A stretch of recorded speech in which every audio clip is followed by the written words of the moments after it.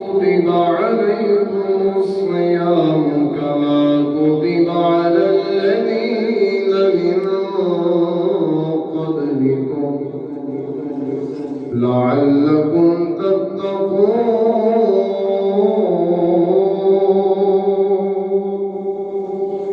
أعوذ بالله صدق الله العظيم.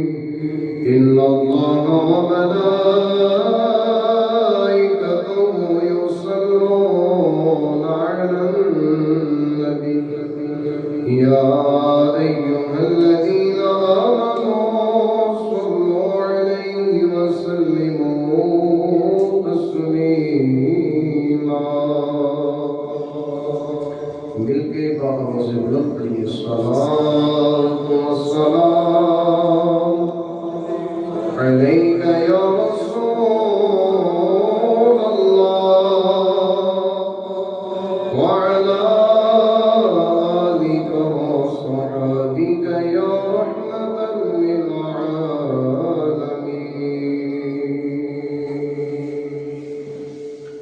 اعلیٰ حضرت امام اہل سنت اشارہ امام احمد رضا خان بڑے ہی پیارے انداز میں کہتے ہیں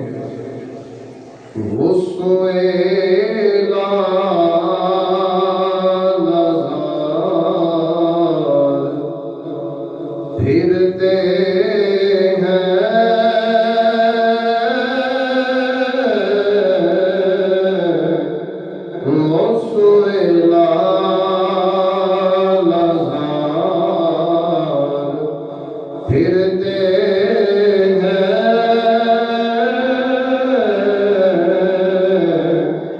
تیرے دن اے بہار پھرتے ہیں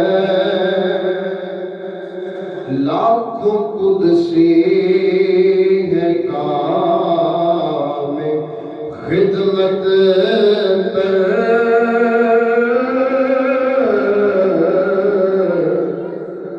لاکھوں قدسی کام خدمت پر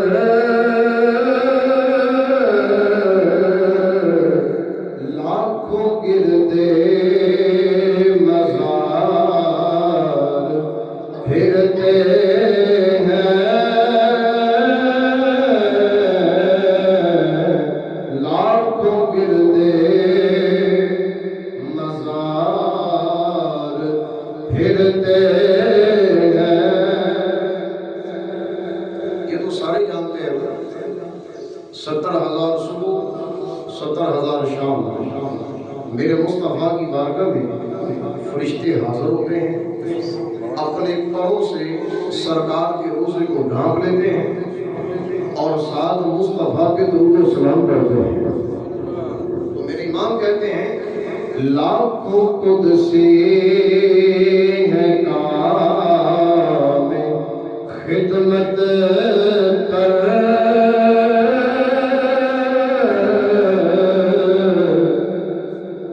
کام کیا ہے؟ درود پاک پڑھنا. کام ہے خدمت. تو درود پاک پڑھ کے مصطفیٰ کی بارگاہ میں حاضری پیش کر رہے ہیں. لاکھوں گردے مزار پھرتے ہیں. ہائے غافل وہ کیا جگہ ہے جہاں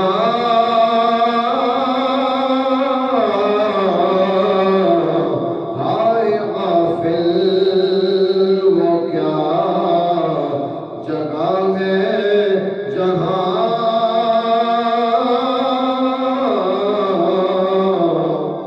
پانچ جاتے ہیں چار پھرتے ہیں.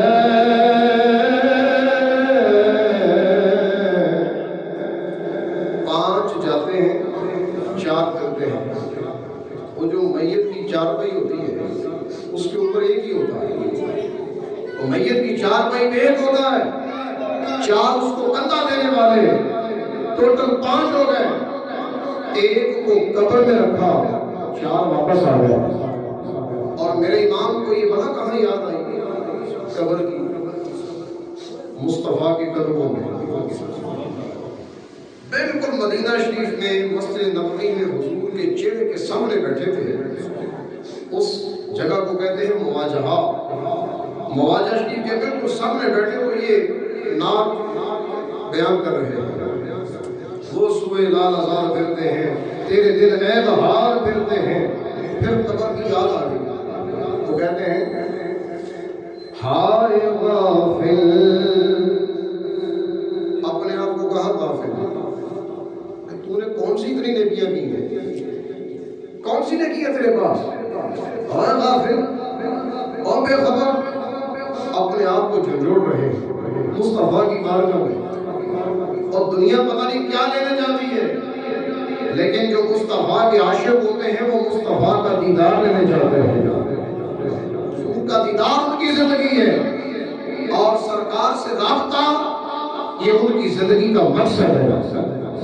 حضور سے رابطہ، اور رابطے کے لیے عاشق کیسے تڑپے، وہ تڑپنے والے کی کیفیت الگ الگ ہوتی ہے، اور یہ تڑپ آئی دل کے اندر کہ یا رسول اللہ ایک دن جان نکل جائے گی، تو میں نے تو بھی کیے کچھ نہیں، اتنا کچھ کر کے پھر بھی کہتے ہیں کچھ نہیں کیا۔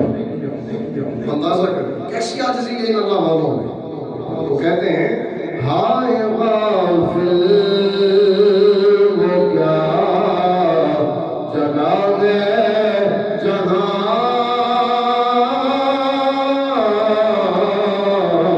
پانچ جاتے ہیں چار پھرتے ہیں، کوئی کیوں پوچھے تیری بات رضا،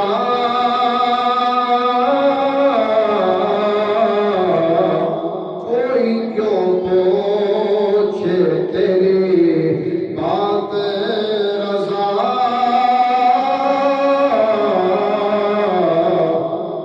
تجھ سے کتے ہزار پھرتے ہیں۔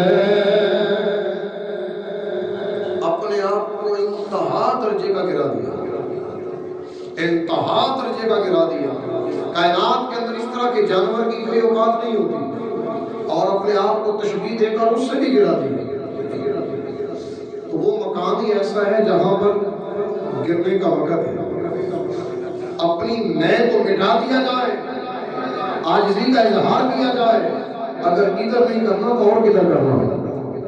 میرے امام نے جب انتہائی درجے کا اپنے آپ کو ایک عاجزانہ طور پہ پیش کیا، اور ادھر سے پیش کرتے ہیں ادھر سے مصطفیٰ کا جلوہ نظر آتا ہے۔ زندگی کا مقصد پورا ہو گیا، عمریں بھی ہو گئے، ساری زندگی پوری ہو گئی، جتنی حدیث کی کتابیں لکھی، جتنا قرآن کی وضاحت لکھی، سب کا مقصد پورا ہو گیا کہ مصطفیٰ نے اپنا جلوہ عطا کر دیا۔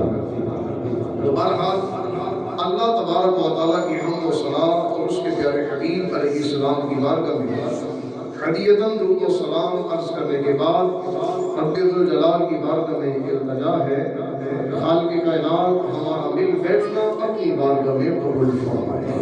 یقیناً رمضان المبارک کا مہینہ خاص برکت کا مہینہ ہے۔ اس مہینے کے پورے مکمل روزے اللہ پاک نے مسلمانوں پر فرض کیے، یہودیوں پر اور عیسائیوں پر بھی اس ماہ مقدس کے روزے تھے۔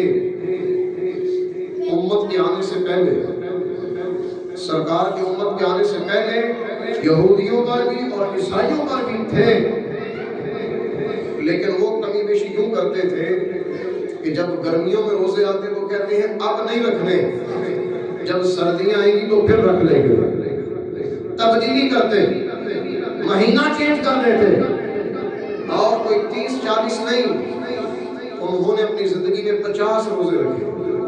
کتنے روزے؟ 50۔ یہودیوں عیسائیوں نے، حضور فرماتے ہیں ملا کر انہوں نے 50 کر دیے، لیکن جب باری آتی ہے امت مصطفیٰ کی تو پھر پتہ یہی چلتا ہے رمضان بھی اعلیٰ تو مصطفیٰ بھی اعلیٰ، اور حضور کی وجہ سے امت بھی اعلیٰ، تو اللہ پاک نے اعلیٰ مہینہ اعلیٰ امت کو ہی عطا کیا۔ اور دیکھو خطاب کیسے کیا ایمان والوں سے، سننا سورہ بقرہ دوسرا پارہ آیت نمبر 183، آیت نمبر 183، اس میں اللہ جل شانہ فرماتا ہے ایمان والوں سے خطاب کر کے، فرمایا یا ایھا الذین آمنوا کتب علیکم الصیام کما کتب علی الذین من قبلکم لعلکم تتقون۔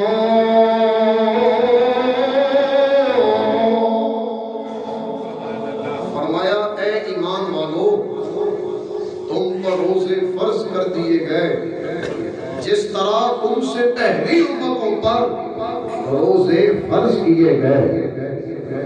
پہلی امتیں یہودی اور عیسائی، ان پہ روزے فرض ہوئے اور ان کی میعاد کتنی تھی؟ 50۔ بولو ذرا کتنی میعاد تھی؟ 50۔ اور یہاں پہلا حکم یہ ہے ایمان والو تم پہ بھی روزے فرض کیے گئے، 50 نہیں، 40 41 نہیں، بلکہ 30 پورا رمضان، چاہے 29 کا ہو جائے تو 29، چاند 30 کا ہو جائے تو 30۔ تمہارے جو عیسوی کیلنڈر ہے اس کے مطابق نہیں، بلکہ چاند کو دیکھ کر روزہ رکھا جائے گا، چاند کو دیکھ کر ہی اس کو افطار کیا جائے گا، وہ چاہے 29 کا ہو جائے چاہے 30 کا ہو جائے۔ تو بہرحال پورا مہینہ ایک ایک روزہ گنتی کر کے رکھنا ہر مسلمان عاقل اور بالغ پر فرض ہے۔ جو چھوٹا بچہ ہے اس کو بھی رکھنے کی ترغیب دلائی جائے تاکہ اس کی عادت بنے۔ بقیہ تو سارے کام ہمارے بچے کو آتے ہیں، روزہ رکھنا کیوں نہیں آتا؟ تراویح کی نماز پڑھنا کیوں نہیں آتا؟ اس کو یہ نمازوں کے اندر کھڑا کیوں نہیں کیا جاتا؟ اور یہ کہہ کے چھوڑ دیا جاتا ہے کہ چھوٹا ہے تو یہ بڑا کب ہوگا؟ دنیا کے لحاظ سے بڑا ہے اور دین کی باری آئی تو چھوٹا ہو گیا۔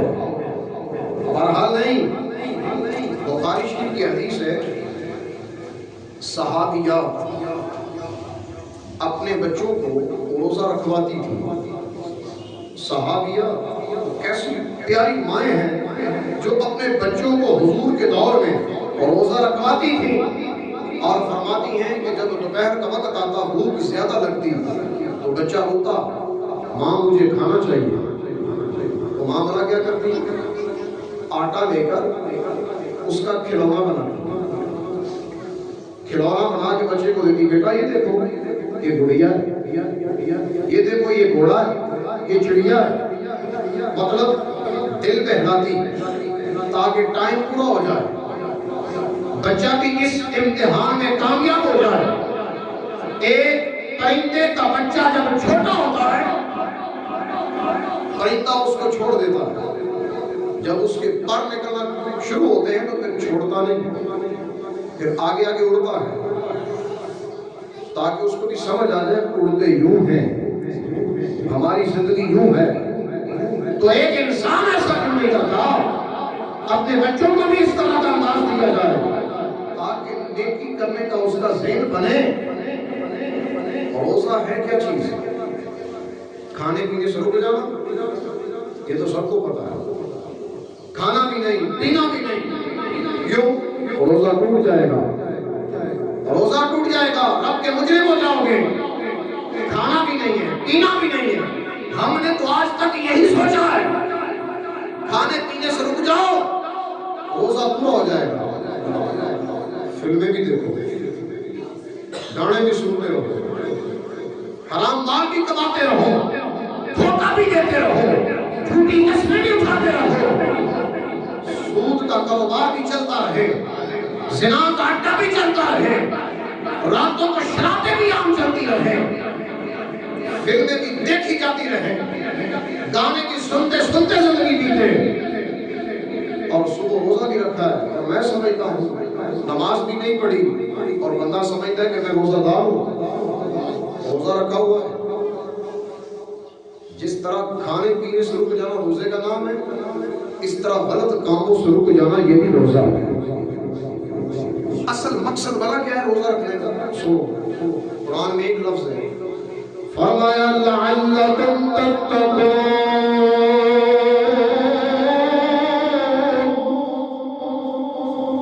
روزہ رکھنے کا مقصد تاکہ تم پرہیزگار بن جاؤ. اے ایمان والو، تمہیں کسی منافق سے کلام نہیں کیا، نہ یہودی نہ عیسائی سے. حالانکہ روزے تو ان پر بھی فرض تھے، لیکن ایمان والوں کی باری آتی ہے تو رب کہتا ہے ایمان والے روزہ رکھ. کھانا پینا تو چھوڑنا ہی ہے، ہر گناہ چھوڑ دے. ہر گناہ چھوڑ دے. آسانی میں کرتا ہوں، اور پھر رب نے آسانی کیا کی؟ اپنے پیارے محبوب کی زبان سے کہلوا دیا، کہا پیارے حبیب کو اعلان کر دے. اور میرے مصطفیٰ کریم علیہ السلام نے اعلان کیا دیا. یہ جامع ترمذی میرے سامنے ہے، جامع ترمذی حدیث کی بہت بڑی کتاب. امام بخاری کے یہ شاگرد، امام بخاری کے شاگرد امام ترمذی اپنی کتاب میں لکھتے ہیں میرے مصطفیٰ کا فرمان.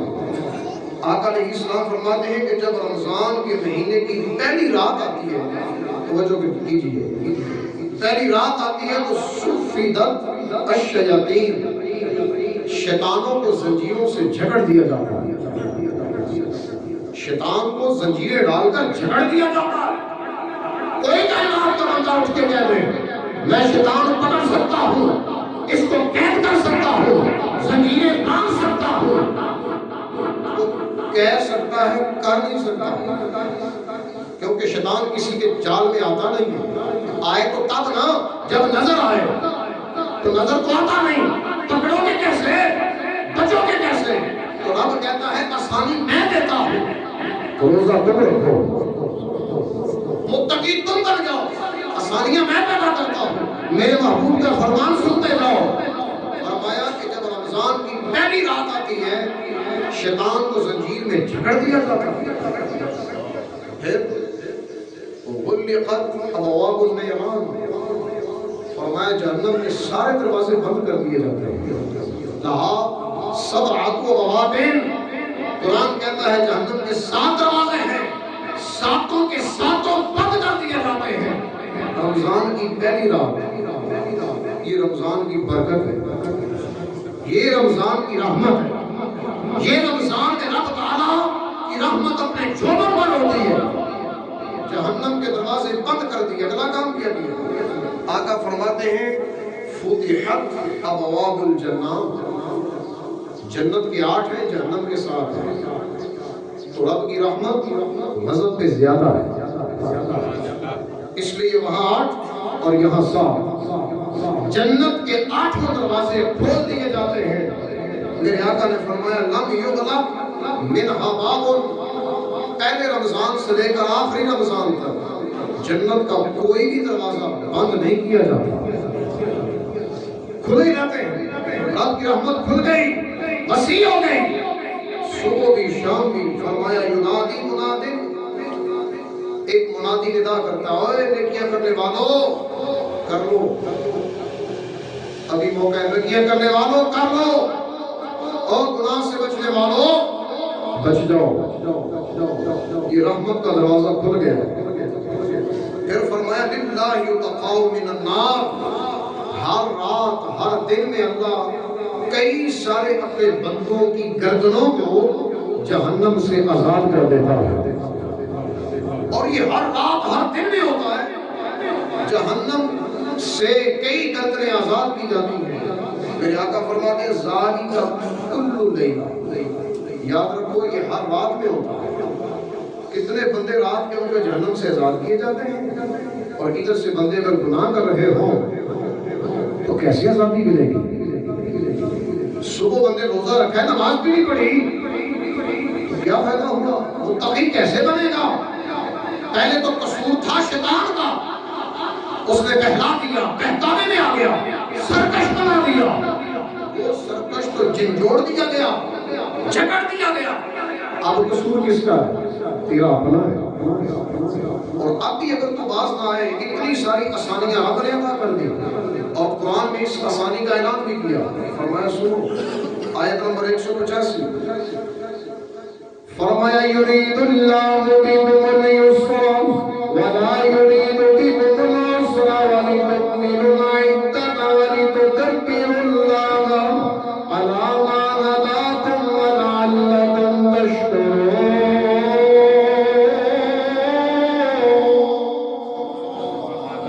فرمایا اللہ تمہارے ساتھ آسانی کا ارادہ فرماتا ہے۔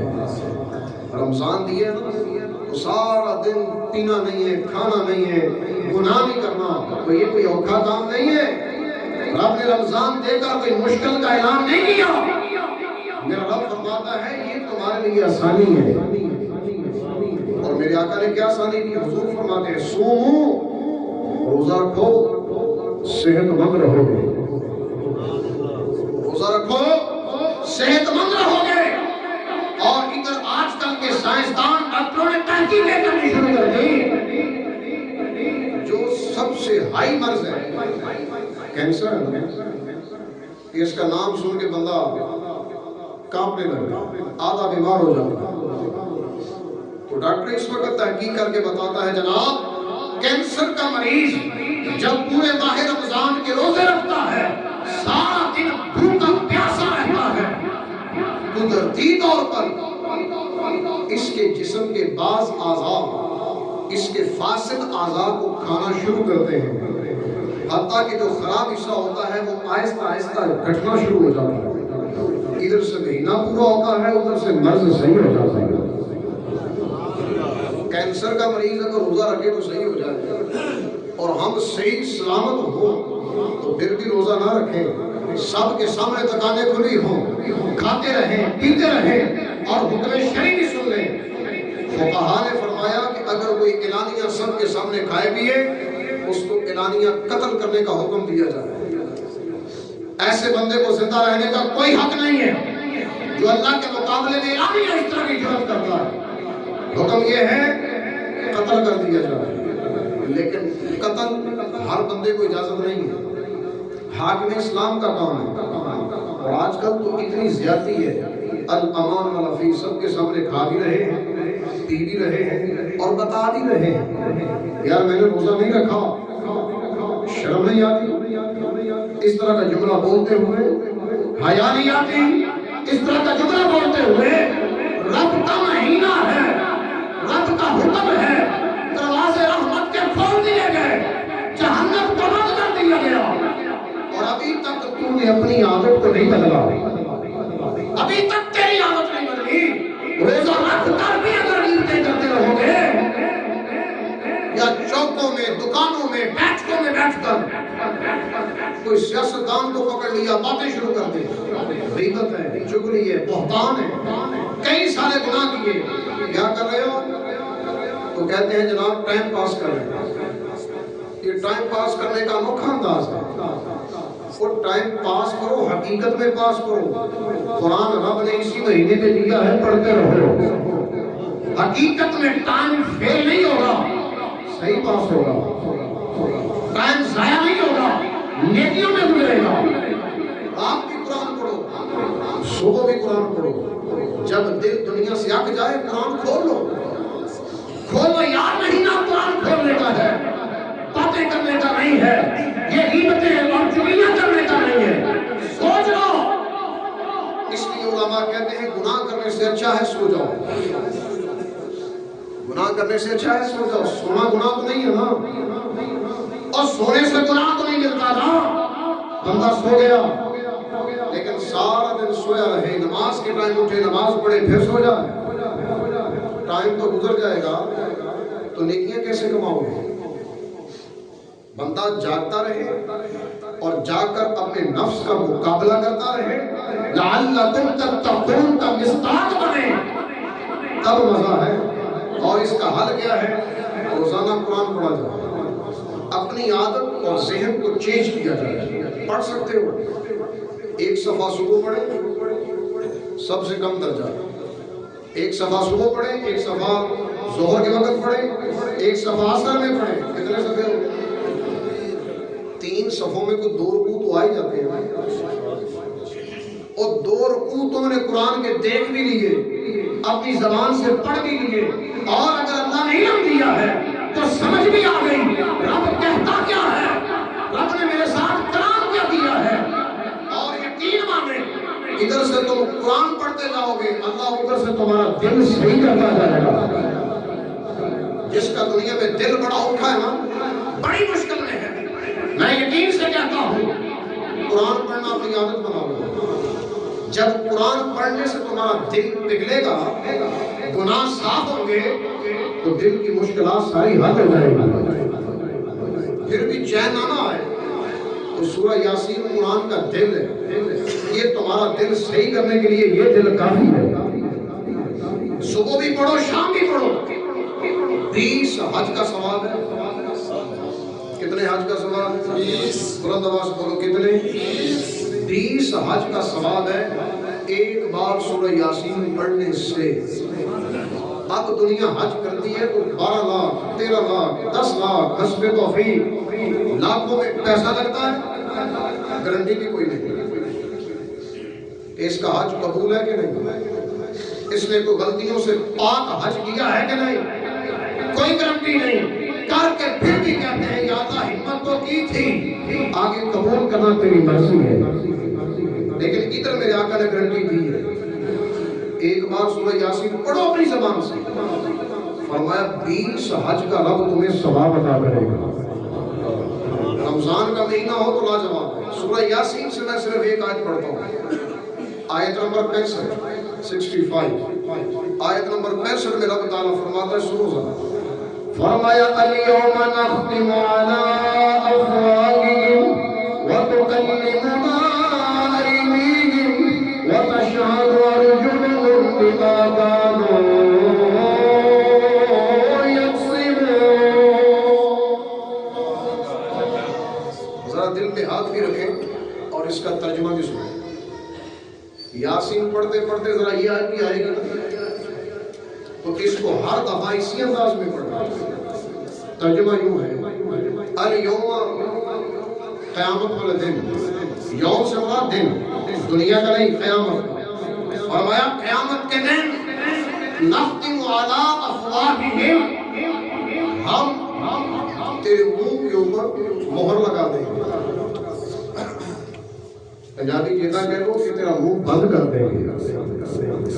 جو آج بڑی بڑی باتیں بولتا ہے نا، کبھی رسول اللہ کے بارے میں، کبھی اولیاء کے بارے میں، کبھی قرآن کو نہیں چھوڑتا، اور کبھی اللہ کے خلاف بڑی بڑی باتیں کرتا ہے۔